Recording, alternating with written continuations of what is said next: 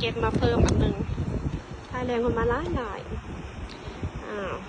อันนี้ก็โพสให้เบิ่งน้ำใจอันดีงามของคนเด้อเขามาพ่อกันอยู่หนองป่านี่เพิ่นมาสิป่าผ่อนคลายอารมณ์ตนน้อยๆปะขาน้อยเพิ่นก็เอาเพิ่นเอาให้ผัวไปเบิดมื้อนี้ค่อยก็สบายไปบ่ต้องลงไปสิป่าซอยผัวเนาะเพราะว่ามีผู้ช่วยเบิด2 คนพุ่นเด้มันเครื่องบักเก็ตกันถามหาว่าเจ้ามีอีกบักเก็ตนึงบ่จะสิช่วยปะน้อยเขาก็เอาลูกสาวก็ไปเอามา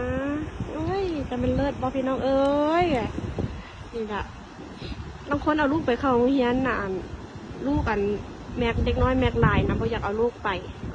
เจ้าหู้เราบอกเด็กน้อยแม็กเขาวัฒนธรรมมันน้ำใจอันดีงามคือกันกับประเพณีของเราไทยเขาเลยได้นี่เห็นบอกเอาช่วยกันนี่เป็นตะแพงที่หนึ่งได้เจ้าจะเราไป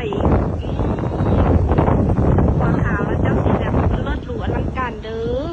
ไต่กลางทางเขาบอซอยเจ้ากับมีด้วยหัวขาวอันเด้ออันหัวดำอยู่ในซอยกันนะพี่น้องเอ้ยนี่เอาไปว่าถึงไรเขาก็สั่งหัวในความจริงเลยสนอนี่ล่ะโพสให้เบิ่งงามใจอันดีงามพี่น้องตาธรรมจัดบรรณา